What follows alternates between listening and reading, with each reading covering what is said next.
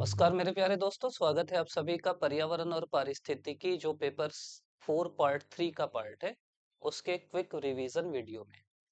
ये पीडीएफ आपको हमारे टेलीग्राम चैनल में मिल जाएगी, तो आप वहां से भी पढ़ सकते हो। हम लोग कोशिश ये किए हैं कि जो भी आपके सिलेबस में लिखा है उनको जल्दी जल्दी आपको समझाने का प्रयास करें। थोड़ा जल्दी करेंगे, ज्यादा जल्दी भी नहीं करेंगे। देखो, सबसे मेन जो टॉपिक है वो है जैव विविधता। नाम से आपको समझ में आ रहा है, जैव विविधता मतलब होता है जीवों की विविधता। और ये इसलिए भी जरूरी है कि अगर सोचिए कि एक ही टाइप के पूरे जीव होते पूरी दुनिया में, मान लो केवल डायनासोर होते इस पृथ्वी में, डायनासोर विलुप्त हो गए, पूरी पृथ्वी विलुप्त हो जाती। तो जैव विविधता मतलब होता है कि जीवों में विविधता हो जिसके कारण ये पृथ्वी लंबे समय तक चलते रहे और अच्छे से चलते रहे। अब जीवों में विविधता 3 टाइप से हो सकती है, आपसे पूछ सकता है। और ये ना ऐसे भी लिखना, मान लो आपसे पूछा कि जैव विविधता को समझाइए, तो एक लाइन तो आप जैव विविधता को समझाओ, दूसरे लाइन में उसके प्रकार बता दो, वो भी समझाने का एक तरीका ही है। उसमें एक तो अंतर होता है जेनेटिक। जेनेटिक मतलब होता है जीन में अंतर। जैसे अभी आप आम खाओगे तो आप सुनते हो कि दशहरी आम है, आप सुनते हो लंगड़ा आम है, आप सुनते हो चौसा आम है, आप सुनते हो बॉम्बे ग्रीन है। तो आम सब हैं, लेकिन इनके जीन में अंतर है, इसको बोलते हैं जेनेटिक डाइवर्सिटी। दूसरी जो डाइवर्सिटी होती है उसको जेनेटिक, इसको हिंदी में बोलते हैं अनुवांशिक। एक डाउट और रहता है आप लोग को कि भैया जेनेटिक ही याद आ रहा है, अनुवांशिक याद नहीं आ रहा है, ऐसे बहुत सारे शब्द हैं। तो जेनेटिक इंग्लिश में मत लिखना, ऐसे जीनेटिक ऐसा लिख सकते हो, कोई दिक्कत नहीं होती। और जो इंग्लिश वाले हैं उनको कई सब छत्तीसगढ़ी में याद, हिंदी में याद आता है, तो वो हिंदी में लिखें कि कैसे लिखें उनका भी डाउट रहता है। जैसे आपको हरियर छत्तीसगढ़ लिखना है, अब हरियर छत्तीसगढ़, ऐसे हरियर छत्तीसगढ़ लिखें तो वो गलत माना जाता है। आप इंग्लिश मीडियम में लिख रहे हैं तो इंग्लिश में ही लिखना चाहिए, तो आप ऐसे लिख दो, हरियर छत्तीसगढ़, और कॉलन लगा दो। और अगर आपके पास समय है तो ब्रैकेट में उसका मतलब लिख दो कि ग्रीन छत्तीसगढ़, कुछ भी लिख दो।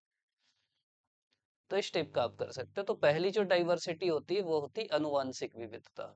दूसरी जो विविधता होती है उसको बोलते हैं जातीय विविधता, स्पीशीज डाइवर्सिटी। एक और मेरे पास सवाल आया था कि भैया ऐसी मेरी राइटिंग है, मेरा हो पाएगा कि नहीं।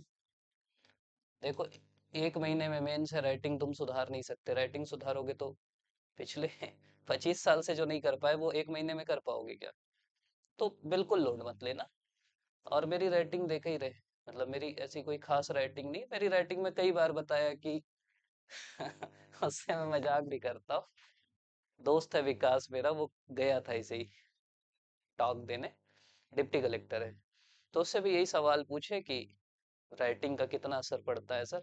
तो बोला मैं तेरी बात बताया, मैं बोला कि मेरा एक दोस्त है राजन, उसका भी रैंक आया था, आते रहता है, और अगर उसका आ गया तो आपका भी आ जाएगा।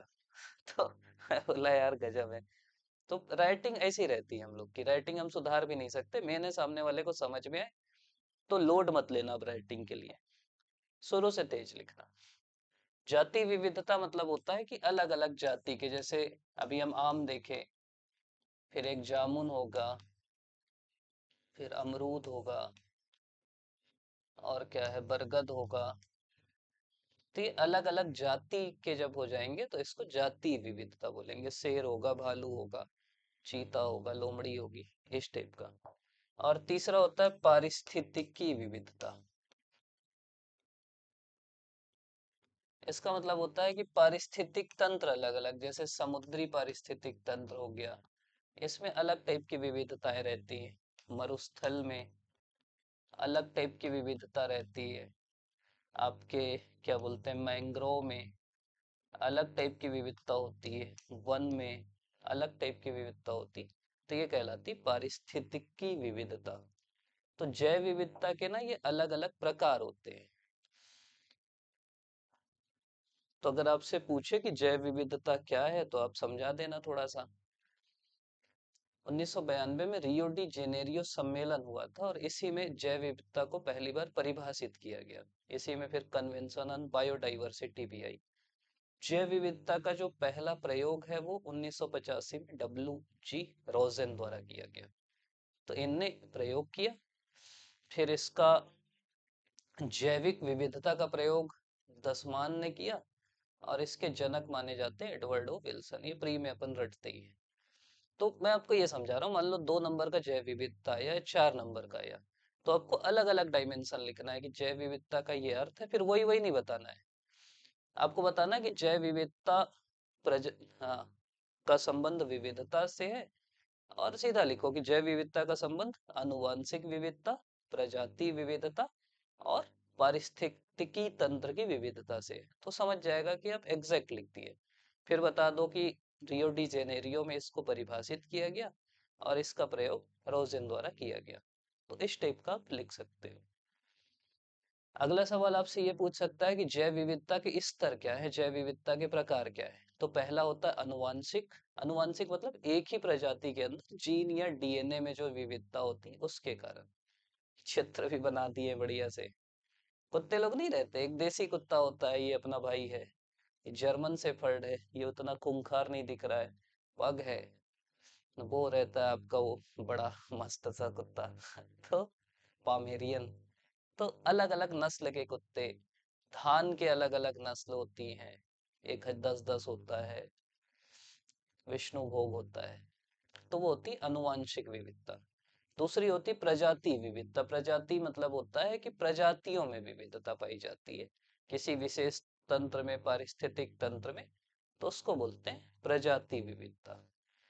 और ये विविधता प्री में भी एक बार सवाल आया था, ये जो विविधता है अगर आप 0 डिग्री में रहेंगे तो यहाँ ज्यादा रहती है, और जैसे जैसे आप ध्रुवों की ओर जाएंगे तो ये कम होते जाती है। तो चित्र बना के समझा देना कि भाई यहाँ ज्यादा विविधता रहेगी क्योंकि यहाँ लाइट भी है, सूर्य की रोशनी भी है, वर्षा भी हो रही है। यहाँ वो चीज नहीं है तो विविधता कम हो जाएगी। अगर पहाड़ के आप जैसे जैसे ऊपर चढ़ते जाएंगे तो विविधता कम होते जाएगी। तो हम ये बोलेंगे कि निम्न अक्षांश से उच्च अक्षांश जाने में विविधता कम होती है, ऊंचाई में चढ़ने के साथ विविधता कम होती है। सवाल कहीं से भी घुमा फिरा के पूछ सकता है, इसलिए मैं बता रहा हूँ। जैसे अमेजन का वर्षा वन है, वहां ठीक ठाक विविधता पाई जाती है। अगला है पारिस्थितिकी तंत्र की विविधता। यह है किसी पारिस्थितिकी तंत्र का जो रहता है, जैसे रेगिस्तान हो गया, उष्णकटिबंधीय वर्षा वन हो गया, इनमें जो विविधता पाई जाती है वो पारिस्थितिकी तंत्र की विविधता होती है। अगला जो सवाल है वो है जैव विविधता का मापन कैसे किया जाता है। तो इसके 3 प्रकार हैं। मापन मतलब इसको नापते कैसे हैं। एक है अल्फा, एक है बीटा और एक है गामा। तो ये 3 तरीके हैं जिससे हम जैव विविधता को नापते हैं। अब अल्फा विविधता क्या है। इसमें है कि किसी एक निश्चित क्षेत्र में, मान लीजिए एक जैसे ये क्षेत्र है, इसमें जितनी प्रजाति है ना उनको हम टोटल करके बोलेंगे यहाँ की अल्फा विविधता इतनी। जैसे मान लो एक ये क्षेत्र है, यहाँ एक शेर है, एक भालू है, एक चीता है, एक लोमड़ी है, एक कुछ भी कुत्ता है। तो यहाँ की अल्फा विविधता 5 है। 5 प्रकार के जीव। अब 100 शेर रहेंगे तो भी उसको एक ही काउंट करेंगे। तो कुल संख्या कितनी है क्षेत्र में प्रजातियों की, वो कहलाती अल्फा विविधता। जैसे उष्णकटिबंधीय पक्षियों की प्रजातियों की गिनती करना अल्फा है।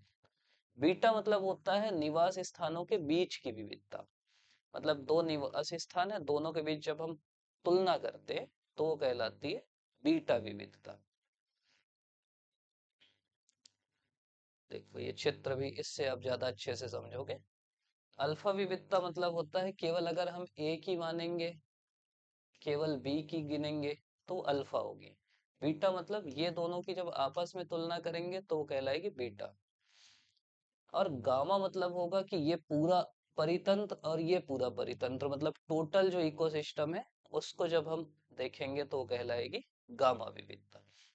तो ये तीनों में अंतर है बेसिकली।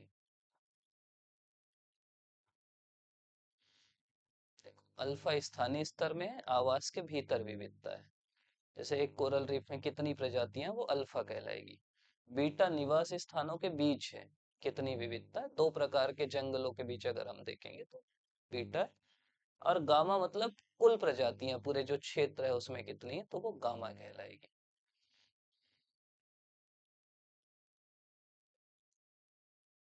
फिर कुछ तकनीकी शब्द हैं, ये 2 नंबर के आ सकते हैं। अल्फा बीटा गामा अभी तक पूछा नहीं, इसलिए कभी तो पूछ सकता है। मान लो ये एक इको तंत्र है, ये है, यहाँ एक शेर है, भालू है, चीता है, लोमड़ी है। तो यहाँ की अल्फा विविधता 4 होगी। अब शेर हो सकता है 3 हो, लेकिन एक ही प्रजाति कहलाएगी। बीटा मतलब होता है ये दोनों, तो यहाँ मान लो 4 प्रजाति है, यहाँ और कुछ है, खरगोश है और बाघ है, लेकिन यहाँ लोमड़ी भी है। तो यहाँ टोटल प्रजाति 3 है, यहाँ टोटल 4 है, लेकिन लोमड़ी यहाँ भी है और यहाँ भी है, तो एक ही काउंट करेंगे इसको। तो इनकी बीटा विविधता 7 नहीं होगी, 6 होगी। ये मैं समझाना चाह रहा हूँ।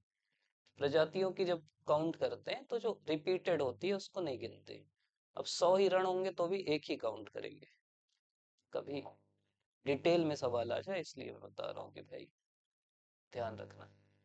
कीस्टोन प्रजाति, कीस्टोन मतलब होता है जिसके, मतलब समझ लो जो बहुत महत्वपूर्ण है किसी भी इकोसिस्टम के लिए, इसके विलुप्त होने से बाकी प्रजातियां भी हो सकता है विलुप्त हो जाएं, वो कीस्टोन होती है। जैसे मधुमक्खी, अब मधुमक्खी क्या करती है, परागण में योगदान देती है। मधुमक्खी अगर लुप्त हो जाएंगी तो बाकी दिक्कत हो जाएगी। जैसे प्लवक है, जैसे मैंग्रोव है, तो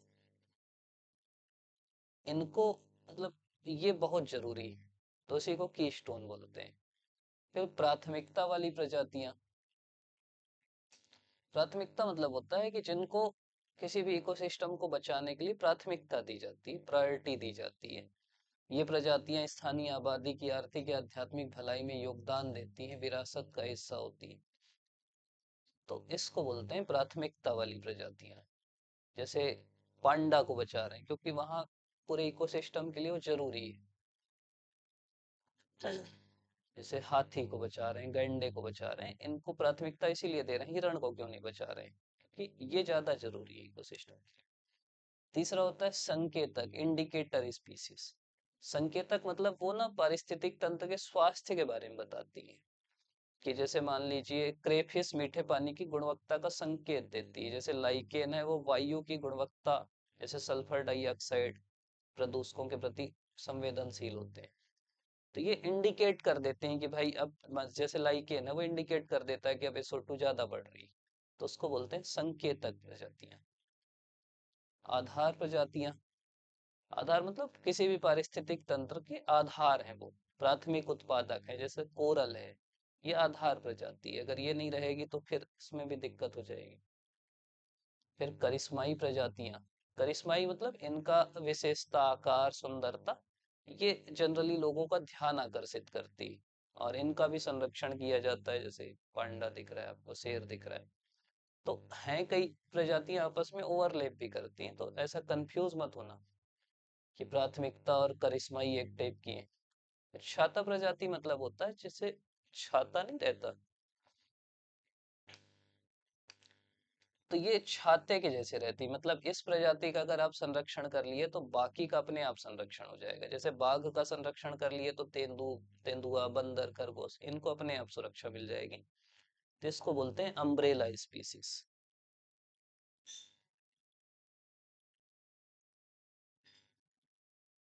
अब जैव विविधता का खतरे भी होंगे ना, छोटे मोटे कहीं पे।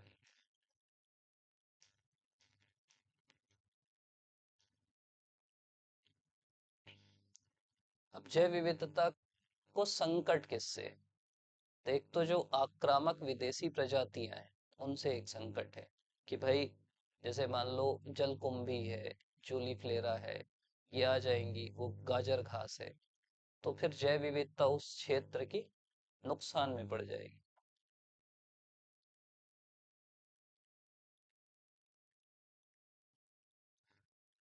और यही जो अगर आपसे बोला आक्रामक प्रजातियां क्या है, तो आपको बताना पड़ेगा कि वो उस परितंत्र की नहीं है। जैसे गाजर घास है, वो भारत की नहीं है। गाजर घास, लेकिन भारत में आ गई और फिर पूरे जैव विविधता पे संकट पैदा कर रही, नकारात्मक परिणाम डाल रही। तो इसी को बोलते हैं आक्रामक प्रजाति। आपके सिलेबस में जैव विविधता का महत्व भी लिखा है, तो अगर आपसे पूछा जैव विविधता का महत्व क्या है, तो सबसे पहला जो महत्व है उसको बोलते हैं उत्पादक उपयोग। उत्पादक मतलब जो हमको प्रत्यक्ष लाभ देता है। जैसे पहला है कृषि में योगदान, कि जो जैव विविधता है वो फसलों की विविधता, पोषण, सुरक्षा इनको सुनिश्चित करती है। इसके कारण फसलों और जानवरों की नई प्रजातियां विकसित की जाती हैं। तो आप देखते होंगे ना, रिसर्च होता है तो अलग अलग प्रजातियां विकसित करते, तो कृषि में योगदान। दूसरा औषधि। अब आप देखते होंगे जैव विविधता है तभी तो हम तुलसी का यूज कर लेंगे, आंवले का यूज कर लेंगे, हर्रा बहेरा, सभी चीजें। तो जैव विविधता है तभी तो, एक ही पेड़ रहता मानो तो उसका क्या यूज करते। तो उसी को बोलते हैं कि औषधि। पेड़ है जो सूक्ष्म जीव है, उनसे भी कई चीज होती है। फिर ईंधन उन्हीं से मिलता है, कि भाई जैव विविधता है, लकड़ी है, उसी से फ्यूल मिलता है, उसी से आपका कपास है, उसी से जूट है। तो ये भी हमारे जीवन में महत्वपूर्ण भूमिका निभाते हैं। तो ये उत्पादक उपयोग हो गया। दूसरा उपयोग जिसको बोलते हैं सामाजिक महत्व। जैसे जैव विविधता अब इसी को आप पहले पॉइंट को ही बहुत लिख सकते हो, लेकिन अगर सवाल आए तो आपको सभी पॉइंट्स को लिखना है। सामाजिक महत्व मतलब होता है समाज में इनका क्या महत्व है। जैसे बहुत सारे जो समुदाय हैं उनकी पहचान जैव विविधता से है। जैसे समझ लो तुलसी का पौधा भारत के लिए हर घर में आपको मिल जाएगा। कई समुदायों की जो परंपराएं हैं, रीति रिवाज है, वो पारिस्थितिक तंत्र से जुड़ी हैं। जैसे आप बिश्नोई समुदाय का देख लोगे, इसीलिए सलमान खान परेशान है, क्योंकि उनके लिए वो जो काला हिरण है ना, वो बहुत जरूरी चीज है, उनकी पहचान से जुड़ा है। अगला है पर्यटन। अब भाई जैव विविधता है तभी तो राष्ट्रीय उद्यान है, अभयारण्य है, पर्यटन है, और उससे अर्थव्यवस्था को लाभ हो रहा है। अगर जैव विविधता नहीं रहती तो आप क्यों कहीं घूमने जाते। आपके घर भी शेर दिखता, वहां भी शेर मिलता, या आपके घर भी हिरण रहता, वहां भी हिरण रहता। अलग अलग जीव है तभी तो हम देखने जाते हैं। तो वो सामाजिक महत्व होता है पर्यटन के लिए। नैतिक महत्व मतलब होता है कि हर जीव को जीवन का अधिकार है, नैतिक दायित्व है कि हम उनका संरक्षण करें, और हमारी जिम्मेदारी है कि हम जैव विविधता का संरक्षण करें जिससे अगली पीढ़ी तक वो पहुंच सके। तो ये इसका नैतिक महत्व है। वैकल्पिक दृष्टि से क्या महत्व है, जैसे जैव विविधता, जैसे परागण है। अभी हम देखें कि जो मधुमक्खियां हैं वो परागण में महत्वपूर्ण भूमिका निभाती है, तितलियां हैं, ये सब परागण में सहायक होती है। कीट नियंत्रक में भूमिका निभाती है। जैसे जैव विविधता खुद जनसंख्या को नियंत्रित करते हैं, फसलों की सुरक्षा करते हैं। जलवायु बाढ़ नियंत्रण में इनकी महत्वपूर्ण भूमिका है। जैसे मान लो मैंग्रोव है, अब समुद्र के किनारे मैंग्रोव लगा है तो ये सुनामी को रोकता है। बाढ़ आड़ आएगी, उधर से कोई मान लीजिए कोई आपदा आएगी, उससे रोकता है। तो ये भी इनका एक प्रभाव है। मृदा संरक्षण में इनकी महत्वपूर्ण भूमिका है जैव विविधता की। पारिस्थितिकी संतुलन बनाने में इनकी महत्वपूर्ण भूमिका है। तो ये सब इनकी इनके महत्व है जैव विविधता की। अब है कि जैव विविधता के हानि के कारण क्या क्या है, मतलब जैव विविधता को नुकसान किससे किससे पहुंचता है। तो हम दो भाग में बांट सकते हैं, एक प्राकृतिक और एक मानव जनित। प्राकृतिक क्या है, पहला है जलवायु परिवर्तन। जलवायु परिवर्तन मतलब वही जलवायु परिवर्तन हुआ इसीलिए तो डायनासोर गया ना। तो पहला जलवायु परिवर्तन। दूसरा जो आपदाएं आती, ज्वालामुखी, भूकंप, तूफान, सुनामी, इनसे भी होता है। तीसरा प्राकृतिक कारण है जो शिकारी प्रजातियां होती हैं, वो बाहर से आई तो वो फिर जैव विविधता को हानि पहुंचाएंगी। चौथा, कोई महामारी फैल गई तो उससे जैव विविधता खत्म होगी। पांचवा, जो महाद्वीपों का, जैसे अब हम पढ़ते हैं ना कि अंगारा लैंड, गोंडवाना लैंड, तो वो सबसे भी जैव विविधता को दिक्कत होती है। ध्रुवीय बर्फ जो पिघल रही तो वहां की जैव विविधता को दिक्कत होगी। उल्का उल्का पिंड गिरते हैं उससे जैव विविधता, कई लोग बोलते हैं ना कि उल्का पिंड गिरे उससे डायनासोर खत्म हो गए। अब वो कैसे गिरे वो समझने की बात है, कि वो खोज खोज के डायनासोर के ऊपर गिरे, कैसा हुआ। तो इनको ना एक एक लाइन बस लिख लेना, जैसा भी, बहुत नहीं लिखना है, लेकिन इतने पॉइंट लिखोगे ना तो फायदा मिलेगा, दूसरे से ज्यादा नंबर मिलेगा। खेल पॉइंट का ही है। अरे तो इन लोग की क्रिएटिविटी है ये। फिर मानव जनित कारण, ये ज्यादा इंपॉर्टेंट है, मतलब इसको थोड़ा एक्सप्लेन करना है, इनको बस लिख बस दोगे ना तो पर्याप्त है। ऐसा भी करके लिख सकते हो, प्राकृतिक कारण, मतलब मेंस में ना लिखने का तरीका, देखो सवाल सीधा सीधा यही होगा, जैव विविधता की हानि के कारण बताइए, जैव विविधता को क्षति कैसे पहुंचती है। अब बताओ, दो कारण होता है, प्राकृतिक कारण, ऐसे गोल करो, 1 2 3 4 5 6 7, फिर यहीं से चालू कर दो मानव जनित। सब मानव जनित ही लिखेंगे, प्राकृतिक अगर आप 7 लिख दिए तो बाकी से एक आध नंबर आपको एक्स्ट्रा मिल जाएगा, आधा एक्स्ट्रा मिल जाएगा, और पूरा खेल उसी का है। दूसरे से आधा नंबर ज्यादा लाना है और कुछ नहीं करना है, इतना सिंपल है मेंस। मानव जनित कारण में पहला है आवासों का विनाश और विखंडन, कि भाई जहां वो रहते हैं उसका विनाश हो रहा है, जैसे वनों की कटाई हम कर रहे हैं, शहरीकरण कर रहे हैं, कृषि से, औद्योगिक विकास से, उनका जो प्राकृतिक आवास है, बंदर, जैसे हमारे गांव में बंदर आते हैं, तो एक तरीका है उसको कि यार बंदर हमारे घर में आ गए। दूसरा तरीका ये है कि हम उनके घर को खत्म कर दिए, तो कहाँ जाएंगे, हमारे ही घर तो आएंगे। तो वही चीज होती है कि हम उनको, उनके आवास का विनाश कर रहे हैं, विखंडन कर रहे हैं, अलग अलग तरीके से, जंगल काट के, शहरीकरण करके, खेती करके, औद्योगिक विकास करके, तो दिक्कत हो रही है।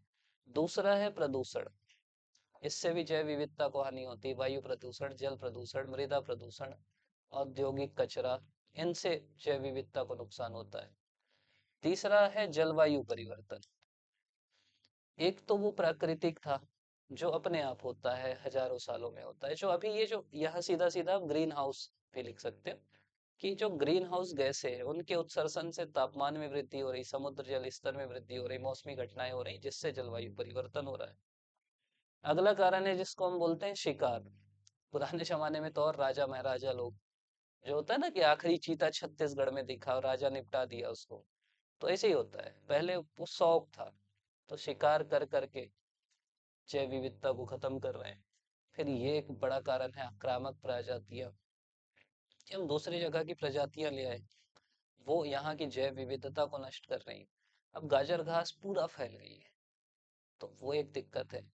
अगला है भूमि उपयोग में परिवर्तन, मतलब जो, जिस चीज के लिए जो भूमि थी उसको हम परिवर्तित कर रहे हैं, जो वन है, आर्द्र भूमि है, उनमें कृषि कर रहे हैं, शहर बना रहे हैं, इससे हो रहा है। समुद्री जैव विविधता में क्या कर रहे हैं हम, गहरे समुद्र में खनन कर रहे हैं, तेल रिस रहा है, तो उससे जैव विविधता को नुकसान हो रहा है। जनसंख्या वृद्धि और अत्यधिक उपभोग, की जो जनसंख्या बढ़ रही, संसाधनों का ज्यादा से ज्यादा उपभोग कर रहे हैं, उससे जैव विविधता को हानि पहुंच रही। तो मैं आपको ये समझा रहा हूँ कि 7 8 पॉइंट याद रखो, उसके भी इसके भी, चिपका दोगे काम हो जाएगा। तो इससे आपका जैव विविधता को नुकसान पहुंच रहा है। अब जैव विविधता संरक्षण क्या है? जैव विविधता संरक्षण के दो तरीके हैं। पहला तरीका है स्वास्थान्य संरक्षण, और दूसरा तरीका है परिस्थान्य संरक्षण। जैव विविधता संरक्षण, देखो कोई भी जीव है, या तो आप उस जीव को उसी की जगह में संरक्षित कर दो, या तो उठा के ले आओ। जैसे मान लो अचानक मार अभ्यारण्य है, वहां बहुत सारे जीव रहते हैं। अब हम क्या किए, अचानक मार को चारों तरफ से उसको वाइल्ड लाइफ सेंचुरी बना दी, बोले ये जीव है, ये यहीं रहेंगे और इनको हम संरक्षित करेंगे। तो उनको उनके स्थान में ही संरक्षित करना स्वास्थान्य संरक्षण है। लेकिन आप कहीं गए किसी गांव में, आपको एक शेर मिल गया, अब उस गांव में तो आप उसको संरक्षित नहीं कर सकते ना, क्योंकि भाई फिर गांव वालों को निपटा देगा वो। तो हम क्या किए, उस शेर को पकड़े, पिंजरे में बंद किए, और लाके किसी चिड़ियाघर में रख लिए, आपके नंदन कानन में रख लिए, कानन पिंडारी में रख लिए। तो वो परिस्थानीय संरक्षण है, मतलब जो उसका स्थान है वहां से उठा के दूसरे स्थान में रखना परिस्थानिक, जो उसका स्थान है जहां वो रहता है वहीं उसका संरक्षण करना स्वास्थानिक। इन सीटू मतलब जहां है वहीं रखना, एक्स सीटू मतलब कहीं और ले जाके संरक्षित करना।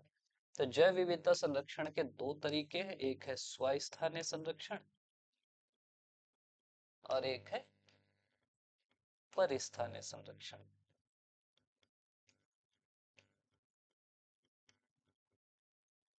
स्वास्थान्य में क्या क्या करते हैं हम, तो स्वास्थान्य में हम करते हैं सबसे पहले अभयारण्य बना देते हैं।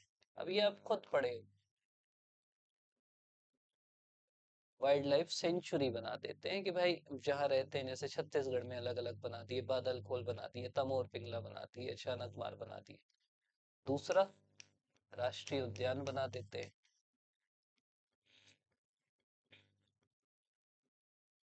और क्या कर सकते हैं, बायोस्फीयर रिजर्व बना देते हैं। और क्या बना देते हैं, कम्युनिटी रिजर्व बना देते हैं, कंजर्वेशन रिजर्व बना देते हैं। तो वो स्वास्थानी है। परिस्थानी में हम क्या कर सकते हैं, चिड़ियाघर बना दिए। कोई प्रजाति कहीं गांव में मिली, हम उस प्रजाति को उठा के लाके एक बॉटनिकल गार्डन बना दिए और वहां सबको लगा दिए। तो एक तो है जैसे, जैसे जंगल अंगल है, कोई पेड़ पौधे उनको आप वहीं लगाए, कोई गाय जाके चर दी, तो हम उसको उठा के ले आते हैं और उनको एक गार्डन बढ़िया सा बना के वहां भी लगाते हैं। तो उस वो भी एक परिस्थानी है जहाँ उसकी जगह उसके अलावा कहीं और लगाना। तो बॉटनिकल गार्डन हो गया। तो ये तरीके होते हैं परिस्थाने संरक्षण के। जैव विविधता संरक्षण मतलब होता है जैव विविधता को बचाने के तरीके। जैसे ये कभी आ गया तो कोस्टारिका जो है प्रभावशाली जैव विविधता संरक्षण नीतियों के कारण एक आदर्श है। इसकी जो 25% भूमि, कोस्टारिका एक देश है, उसकी 1/4 भूमि राष्ट्रीय उद्यान बन गई है। और दुनिया का जो जैव विविधता उसका 6% उस देश में है। इको टूरिज्म करता है, लुप्त प्राय प्रजातियों को बचाता है। स्वस्थानीय मतलब पौधे, जानवर, अन्य जीवों को उनके प्राकृतिक वातावरण में जब हम संरक्षित करते हैं तो वो कहलाता है स्वस्थानीय संरक्षण। इसमें जैसे एक होता है प्रोटेक्टेड एरिया, जैसे राष्ट्रीय उद्यान, वन्य जीव अभयारण्य, बायोस्फीयर रिजर्व। बायोस्फीयर रिजर्व ये 2 नंबर 4 नंबर का पूछ सकता है, ये सरकार डिक्लेयर नहीं करती, ये यूनेस्को करता है। यूनेस्को का एक मैन एंड बायोस्फीयर प्रोग्राम है, उसके अंतर्गत वो जैव मंडल आरक्षित क्षेत्रों को डिक्लेयर करता है, उस पूरे क्षेत्र को संरक्षित करता है। अलग अलग बनाता है, core zone, buffer zone, transition zone. फिर एक ये भी आ सकता है, एक है कंजर्वेशन रिजर्व और एक है कम्युनिटी रिजर्व। कंजर्वेशन रिजर्व और कम्युनिटी रिजर्व वन्य जीव संरक्षण अधिनियम 72 में संशोधन करके इसको लाया गया है। अगर किसी भी क्षेत्र की जैव विविधता, जैसे एक गांव है, जैसे मान लो वही है कि आपका बिश्नोई समुदायों का गांव है, वो खुद से संरक्षित करते हैं काले हिरण को, तो हम उसको बोले कि यार ये कम्युनिटी है, तुम संरक्षित करो आराम से, तो कम्युनिटी रिजर्व है। मतलब वहां कानून की क्या जरूरत जब लोग खुद पूजा करके उसका संरक्षण कर रहे हैं। और एक होता है संरक्षणागार। तो इसमें क्या होता है कि समुदाय के अधिकारों में कमी किए बिना वन्य जीवों का संरक्षण सुनिश्चित किया गया। एक होता है कि भाई जैसे अचानक मार में हम संरक्षण कर रहे हैं तो वहां के जो समुदाय है, उनको बाहर भेज दिए, जबकि वही रक्षा कर रहे थे ना पिछले हजारों साल से। अब हम बोले कि नहीं भाई, तुम जब कर ही रहे रक्षा तो तुम रहो, क्यों तुम्हारे अधिकारों को हम वो करें। तो इसकी घोषणा राज्य सरकार द्वारा की जाती है। तिरुनेलवेली क्षेत्र के ग्राम समुदायों के प्रथम संरक्षण अगर खोला गया। फिर वन्यजीव गलियारे भी होते हैं। वन्यजीव गलियारे जो है प्राकृतिक या मानव निर्मित चीज होते हैं, जिनसे जो वन्य जीव घूम सकते हैं। जैसे मान लो ये अचानक मार अभयारण्य है, इधर आपका कान्हा किस लिए। अब शेर ऐसा थोड़ी है कि उसको ये बाउंड्री इसी के अंदर रहना है, या ये बाउंड्री इसी के अंदर रहना है, या बांधवगढ़ है इसी के अंदर रहना है। बीच में ना कॉरिडोर बना दी जाती है कि भाई यहाँ से इन लोग इधर से उधर आएंगे जाएंगे, तो उसी को बोलते हैं गलियारा, वाइल्ड लाइफ कॉरिडोर। फायदा क्या है इससे, कि जो प्रजातियां अपने प्राकृतिक आवास में रह रही, प्राकृतिक व्यवहार के हिसाब से रह रही और उनको कोई दिक्कत नहीं हो रही। लेकिन नुकसान ये है कि मानव हस्तक्षेप वहां होगा, तो उनको बचाना थोड़ा सा मुश्किल है। बाह्य स्थानीय संरक्षण क्या है, उनको उनके प्राकृतिक आवास से बाहर कहीं और ले जाके संरक्षित करना। इसका मुख्य उद्देश्य क्या है, इसका है कि भाई वहां जहां उनको दिक्कत है, जहां संकटग्रस्त है, अब एक ही प्रजाति बची, दो ही बची, 2-3 की जनसंख्या बची तो उनको दूसरे जगह ले जा के, क्योंकि भाई बाकी मर गए तो ये भी हो सकता है इनकी भी डेथ हो जाए, तो उनको संरक्षित करेंगे, इसलिए ले जाया जाता है। उसके लिए आप प्राणी उद्यान बनाते हो, वही जू जो होता है जहाँ जानवरों को रखा जाता है। दूसरा वनस्पति उद्यान होता है जहाँ वनस्पतियों को अच्छे से रखा जाता है, अनुसंधान किया जाता है। एक बीज बैंक भी होता है। बीज बैंक मतलब ये होता है, जैसे आप ये देख रहे हैं कि कम तापमान में, क्रायो प्रिजर्वेशन बोलते हैं, क्रायो मतलब कम तापमान, उसमें क्या करते हैं जो बीज हैं उनको संरक्षित किया जाता है कि भाई कल की डेट में मान लो कोई दिक्कत हुई तो कम से कम ये बीज को हम फिर से यूज करके फिर से वो पौधे उगा सकते हैं। तो जैसे स्वाल बार्ड में है ग्लोबल सीड वॉल्ट, तो ये प्रसिद्ध उदाहरण है, हम लद्दाख में भी बना रहे हैं। तो इसको बोलते हैं सीड बैंक। अगला है जीन बैंक। जीन मतलब सभी के, उनके जो शुक्राणु हैं, अंडाणु हैं, भ्रूण हैं, इनको संरक्षित किया जाता है, उनकी जीन को संरक्षित किया जाता है कि आगे कुछ हुआ तो हम उस जीन का यूज करके उनको बना सकें। फिर क्रायो प्रिजर्वेशन होता है। क्रायो प्रिजर्वेशन मतलब वही था, क्रायो मतलब होता है निम्न ताप में। तो कोशिका, ऊतक, इनको निम्न ताप में द्रव नाइट्रोजन में रखा जाता है कि भाई तभी तो संरक्षित रहेंगे, ऐसे आप रखोगे तो खराब हो जाएंगे। इससे क्या होता है कि जीवों को सुरक्षा मिलती, पहली चीज। दूसरा, प्रबंधन कर सकते हैं, अनुसंधान कर सकते हैं, और जब खूब ज्यादा वो बढ़ गए तो फिर हो सकता है उनको उनके प्राकृतिक आवास में छोड़ दें। चुनौतियां क्या है? सबसे मेन तो आर्थिक लागत है, भाई जंगल में रहेंगे, आराम से रहेंगे, यहाँ रखेंगे तो दिक्कत होगी। प्राकृतिक व्यवहार खो देंगे। अब आप बंदर को, कानन पिंडारी में गया था मैं बहुत पहले, बंदर को बंद करके रखे हैं। अब एक बंदर है जो उछलता कूदता है, दूसरा बंदर है जो बंद है, तो कैसे फिर वो बंदर ही नहीं रह पाएगा वो, तो वो दिक्कत हो जाती है। फिर सीमित आनुवांशिक विविधता से प्रजनन में समस्या होती है, और बंद स्थानों से बीमारियां भी होती है। आप देखे होंगे कि यहाँ ये इसकी डेथ हो गई, उसकी डेथ हो गई, तो वो दिक्कत होती है। कंपैरिजन आ सकता है। स्वस्थानीय मतलब होता है प्राकृतिक आवास के अंदर संरक्षण, परिस्थानीय मतलब होता है बाहर संरक्षण। मुख्य उद्देश्य होता है कि उनके पारिस्थितिक तंत्र में संरक्षण किया जाए और उनके पारिस्थितिक तंत्र के बाहर किया जाए। उदाहरण इसका राष्ट्रीय उद्यान, अभयारण्य, जैव मंडल, reserve, community reserve, conservation reserve, चिड़ियाघर, वनस्पति उद्यान, बीज बैंक। इसमें प्राकृतिक विकास होगा, पारिस्थितिक तंत्र का संरक्षण होगा, इसमें सीधे हस्तक्षेप करेंगे एक्स सीटू में। इन सीटू जो है स्वस्थानीय, इसमें चुनौतियां हैं, मानव हस्तक्षेप से खतरे हैं, जलवायु परिवर्तन से खतरे हैं, और जो चिड़ियाघर में रखेंगे या बाकी जगह उसकी लागत ज्यादा है, प्राकृतिक व्यवहार खोने का खतरा है, बीमारियों का खतरा है, ये दिक्कत। कुछ तरीके हैं जो आप यूज कर सकते हो या पूछ भी सकता है भारत में कहाँ कहाँ, जैसे बिश्नोई हम लोग चर्चा कर रहे थे, तो ये राजस्थान की जनजाति जो वृक्षों को पवित्र मानती है, ये खुद टाइगर फोर्स बना के रखी है, वो खुद अपने जो जंगल है ना उनकी रक्षा करती है। आंध्र प्रदेश में ऐसी चेंचू जनजाति है, प्री में भी कभी आ सकता है चेंचू जनजाति कहाँ की है, तो ये बाघों का संरक्षण करती है।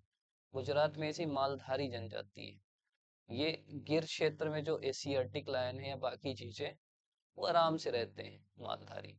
अरुणाचल में ऐसी बुगुन जनजाति है, ये सामुदायिक रिजर्व के लिए इनको प्राइज भी मिला था। निसी जनजाति है अरुणाचल में, हॉर्नबिल पक्षियों के लिए काम करती है। तो ये सब जनजातियां हैं। फिर एक होप स्पॉट होता है। होप स्पॉट मतलब होता है कि ये मिशन ब्लू और IUCN के द्वारा घोषित समुद्री संरक्षित क्षेत्र है जिन्हें विशेष सुरक्षा की आवश्यकता है। मतलब होप स्पॉट वो है जो समुद्री संरक्षित क्षेत्र है। एक हॉट स्पॉट होता है जो जनरली बाकी संरक्षित क्षेत्र होते हैं, जैसे छत्तीसगढ़, भारत में 4 हॉट स्पॉट हैं। हिमालयी क्षेत्र है, पश्चिमी घाट है, आपका इधर का म्यांमार वाला है, इंडो बर्मा क्षेत्र है, और सुंडालैंड में आपका निकोबार है। तो फिर हुआ कि समुद्र को भी चाहिए, तो एक सिल्विया अर्ल करके व्यक्ति का नाम आता है इसमें, जिन्होंने होप स्पॉट की परिकल्पना दी। और ये IUCN और मिशन ब्लू मिल के करते हैं। भारत में 2 द्वीप है मेन, तो ये दोनों इसमें शामिल।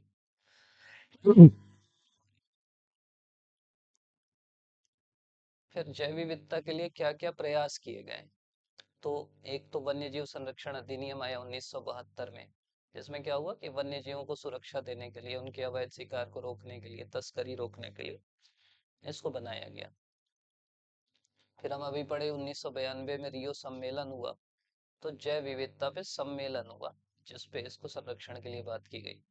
फिर जैविक विविधता अधिनियम आया 2002 में, भारत लेके आया। और दो इसमें संधियां आई, एक कार्टेजेना प्रोटोकॉल और नागोया प्रोटोकॉल। कार्टेजेना प्रोटोकॉल 2000 में अपनाया गया। इसका उद्देश्य है जो लिविंग मॉडिफाइड ऑर्गेनिज्म है उनका संचालन सही हो, परिवहन सही हो, उपयोग सही हो। तो कार्टेजेना का उद्देश्य है कि जो एलएमओ है, मतलब मेन वही जैव विविधता के मुख्य आधार है, लिविंग मॉडिफाइड ऑर्गेनिज्म, जीवित संशोधित जीव, इनका संचालन सही हो, परिवहन सही हो, सुरक्षित और उपयोग पे ध्यान दिया जाएगा। और दूसरा जो प्रोटोकॉल है उसका नाम है नागोया प्रोटोकॉल। नागोया प्रोटोकॉल 2010 में आया, जो है एक्सेस एंड बेनिफिट शेयरिंग। इसका मतलब ये होता है कि जैसे मान लो कोई एक क्षेत्र है, वहां कुछ जनजाति रहती है और वो कोई पेड़ पौधे को बहुत समय से संरक्षित करके रखी। अब कोई कंपनी आई और उस पौधे से उसको कोई कैंसर बनाने की दवाई मिल गई, तो पूरी कंपनी पैसा नहीं खाएगी, क्योंकि ये जनजाति उसको संरक्षित करके रखी थी, तो उस जनजाति को भी उसका कुछ भाग मिलेगा। तो उसी को बोलते हैं नागोया प्रोटोकॉल। अनुवांशिक संसाधनों तक पहुंच के उपयोग से होने वाले लाभों का जो उचित और न्याय संगत बंटवारा है उसकी बात करती है। फिर एक आईयूसीएन की रेड लिस्ट है। रेड मतलब आप कलर से भी पहचान रहे हैं जिनको खतरा है। रेड लिस्ट मतलब जो संकटग्रस्त प्रजातियां, तो आईयूसीएन बताता है भाई इसको ज्यादा संकट है, इसको जल्दी बचाओ। तो ये इसके इतने भाग हैं। एक तो होता है नॉट इवेलुएटेड, जिसको इवेलुएट ही नहीं कर पाए। फिर एक का होता है डाटा ही नहीं है उसके बारे में, तो ये दो तो समझ लो इस टाइप के नॉर्मल है। अब जिसके बारे में डाटा है उसमें एक तो होती है लीस्ट कंसर्न, जिसको बहुत चिंता की जरूरत नहीं है। फिर आती है नियर थ्रेटेंड, मतलब जिसको थोड़ा खतरा है। फिर आती है वल्नरेबल, वल्नरेबल मतलब जिसको खतरा है। फिर इंडेंजर्ड आती है, जिसको ज्यादा खतरा है। क्रिटिकली इंडेंजर्ड मतलब बहुत ज्यादा खतरा है। फिर अगला जो आता है वो होता है एक्सटेंडेड वाइल्ड, मतलब जंगलों में ये प्रजाति विलुप्त हो गई है। और आखिरी आता है एक्सटिंक्ट, मतलब वो विलुप्त ही हो गई है। तो ये अलग अलग इसके वो हैं। विलुप्त मतलब कोई नहीं बचा, जंगलों में विलुप्त मतलब वनों से विलुप्त हो गई है। क्रिटिकली इंडेंजर्ड मतलब पिछले 10 वर्षों में 90% से अधिक कमी हुई है और 250 से कम प्रजनन योग्य सदस्य है। फिर इंडेंजर्ड मतलब होता है कि 10 वर्षों में 70% से अधिक जनसंख्या में गिरावट हुई है और 2500 से कम प्रजनन योग्य सदस्य है। वल्नरेबल मतलब 50%। तो ये ध्यान रखना कि एक क्रिटिकली इंडेंजर्ड है, एक इंडेंजर्ड है और एक वल्नरेबल है। तो ये 90% गिरावट हुई है 10 साल में, ये 70% हुई है और ये 50% हुई है। इसमें 250 है, इसमें 2500 है और इसमें 10,000। कभी आया तो ऐसे डाटा से लिखोगे तो ज्यादा अच्छा रहेगा। फिर ये आईयूसीएन का ही डाटा है कि इतने ये बचे हैं। कम चिंता मतलब चिंता नहीं है। कुछ पूछ सकता है कि क्रिटिकली इंडेंजर्ड प्रजातियों के नाम लिखो, तो दो चार ध्यान रखना है, जैसे घड़ियाल याद रख सकते हो, मालाबार सीवेट याद रख सकते हो, कछुआ याद रख सकते हो। स्थानिक प्रजातियां मतलब जो किसी स्थान में ही पाई जाती हैं, जैसे वेस्टर्न घाट में लायन टेल्ड मैकाक पाए जाते हैं, शेर वाली पूंछ वाले बंदर। तो वो चीज है। निकोबार में निकोबार मेगापोड पाए जाते हैं। नीलगिरी में नीलगिरी ताहर पाए जाते हैं। मालाबार या केरल में मालाबार सीवेट पाए जाते हैं। उड़ीसा की चिल्का चीक में चिल्गा फ्रॉग पाए जाते हैं। फिर भारत की जैव विविधता के बारे में बात करें तो भारत दुनिया की समृद्ध जैव विविधता वाले देशों में से एक है। मतलब भारत जैव विविधता के पारंपरिक ज्ञान से समृद्ध है। हमारे यहाँ दुनिया के जमीन का केवल 2.5% हिस्सा है, लेकिन हमारे यहाँ करीब 7% जैव विविधता है। तो ये भी बड़ी चीज है। जनसंख्या भी है, स्तनधारियों में हमारा 7वां स्थान है, पक्षियों में 9वां है, सरीसृप में 5वां है। तो ये आप बताओगे, ये सीधा सवाल आएगा कि भारत की जैव विविधता या भारत एक विशाल जैव विविधता वाले देश में, तो ये आपको डाटा देना पड़ेगा। फिर अब वो सब तो ठीक है कि क्योंकि यहाँ की मिट्टी ऐसी, जलवायु ऐसी, नदियाँ ऐसी, जंगल ऐसे, आर्द्रभूमि ऐसी, रेगिस्तान है, तटीय है, सब कुछ है ना हमारे यहाँ, तो जैव विविधता भी है। पहला है विशेषताओं में वैश्विक महत्व। दुनिया के जो 17 महाविविधता वाले देश है ना, मेगा डाइवर्स कंट्री बोलते हैं, उसमें भारत एक है। दुनिया में जो 36 हॉट स्पॉट हैं उनमें से 4 भारत में है। तो ये दिखाता है कि भारत एक वैश्विक रूप से जैव विविधता में महत्वपूर्ण है। 4 हॉट स्पॉट कौन कौन से? हिमालय है, इंडो बर्मा है, पश्चिमी घाट है और सुंडरलैंड है। आगे है कि नहीं, मैं दिमाग में आया तो यही बता देता हूँ कि हॉट स्पॉट जो आपके होते हैं,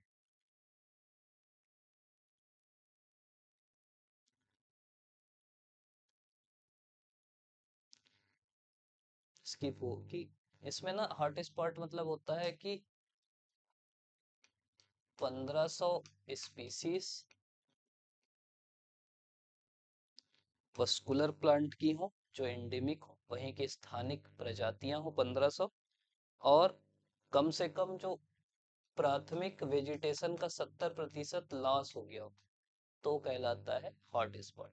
मतलब जो प्राथमिक वनस्पतियां थी उनका 70% उस खत्म हो गया हो, और दूसरा वहां के जो प्लांट्स हैं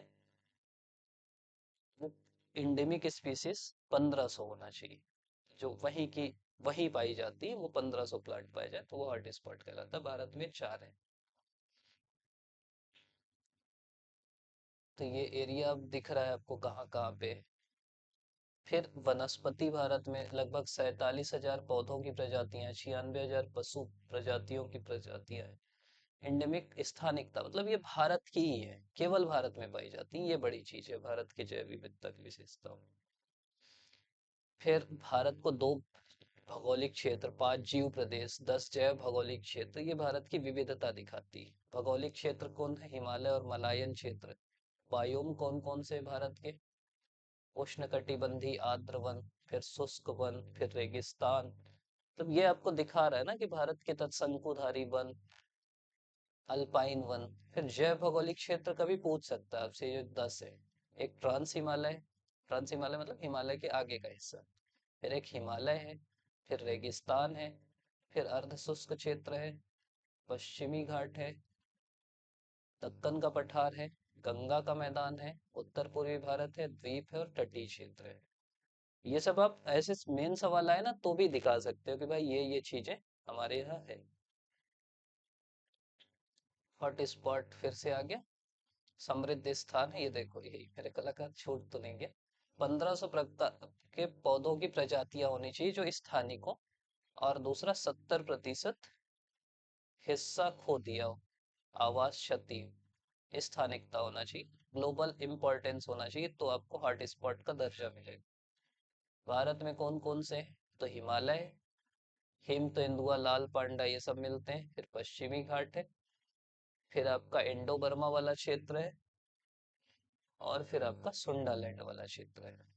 हॉट स्पॉट क्यों जरूरी है? संतुलन बनाते हैं, दुर्लभ लुप्तप्राय प्रजातियों को करते हैं।